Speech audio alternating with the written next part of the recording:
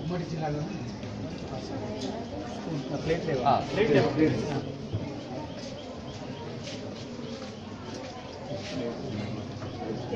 దీన్ని ఏమంటారు? ఇది ఏం ఉత్పన్నం ఏమంటారు? మంచి ఫుడ్ ఇదే తినాలి అసలు. మనకి ఇళ్ళలో ఉప్మా అయిపోయి స్థలం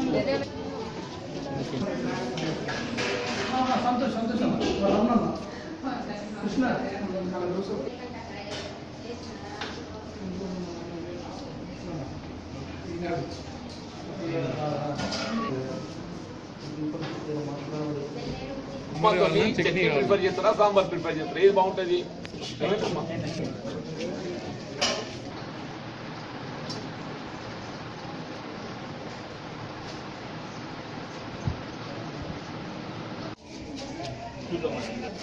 అంత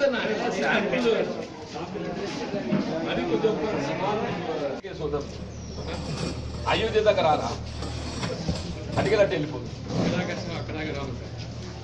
రారా అంటే దొరికింది కదా. అంటే ప్రభుత్వ పాఠశాలల్లో విద్యా బోధన పొందుతున్నటువంటి యొక్క విద్యార్థుల్లో నాట్ ఈవెన్ 10% మీట్ అయ్యే విధంగా కూడా కాకుండా 10% లోపు,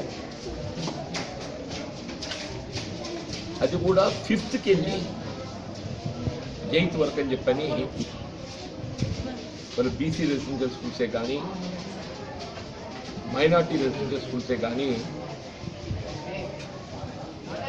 అమలు చేయాలని నియోజకవర్గానికి ఒకటి ఆరంభింపజేశారు.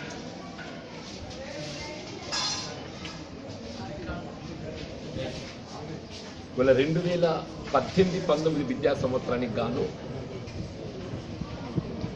అదనంగా మరొక 119 బీసీ గురుకుల ఆశ్రమ పాఠశాలను ఆరంభం చేయడం జరుగుతుందని చెప్పని డిసెంబర్ 2017లో ఏదైతే ప్రకటన చేయడం జరిగిందో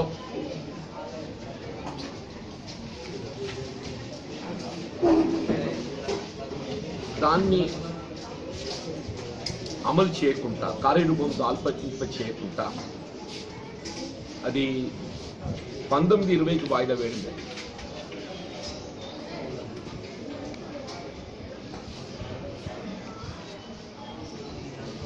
ఈ బీసీ గురుకుల ఆశ్రమ పాఠశాలకు సంబంధించి కూడా వాస్తవంగా అందులో చేరికకు సంబంధించి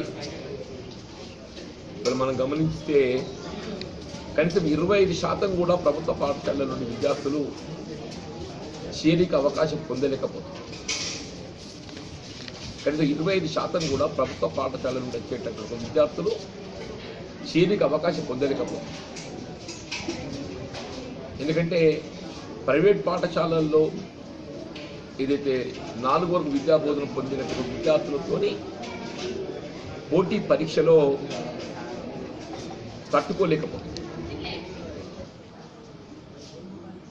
ఈ నిరుపేద వర్గాలకు బోధన సౌకర్యం కల్పించడం ఇది విద్యా హక్కు చట్టం. మనం భారత రాజ్యాంగం ఈ సౌకర్యాన్ని కల్పించింది. దాన్ని తెలంగాణ రాష్ట్ర ప్రభుత్వం ఏదైతుందో ఇలా రాష్ట్ర అత్యున్నతమైన న్యాయస్థానం హైకోర్టు ఆదేశాలు జారీ చేసినప్పటికీ కూడా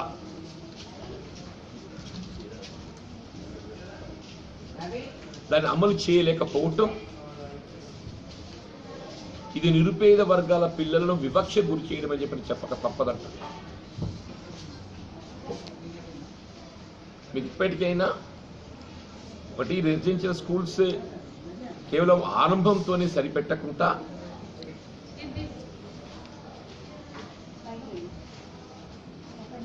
వాటికి కావలసినటువంటి ఒక భవన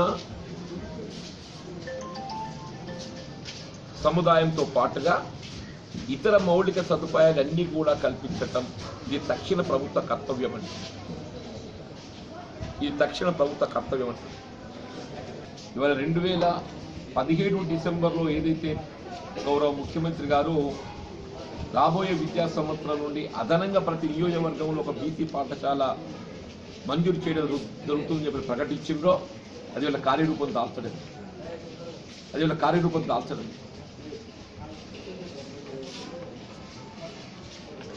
దాన్ని వెంటనే అమలు చేయాలి. అది ఏదైతే 2018-19 విద్యా సంవత్సరానికి వెళ్ళి అమలు చేయవలసినటువంటి ఒక ఈ మళ్ళా అదనపు 100 పనులకు వాయిదా వేస్తుంది.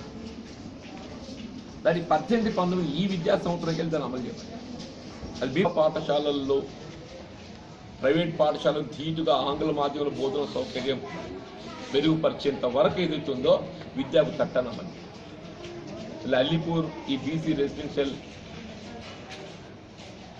స్కూల్కు సంబంధించి ఇక్కడ ఉన్నటువంటి వసతుల లేమిని నేను తప్పకుండా ప్రభుత్వ దృష్టికి, కమిషనర్ బీసీ గురుకుల విద్యాలయ దృష్టికి తీసుకెళ్ళి వాటి ఏ విధంగా మరి భర్తీ చేయడం జరుగుతుందో ప్రయత్నం చేస్తామని చెప్పి దాన్ని అంటే వాళ్ళు వాస్తవంగా పత్రికల్లో వచ్చిన వార్తలను గమనంలో తీసుకొని ఇక్కడ రావడం జరిగింది.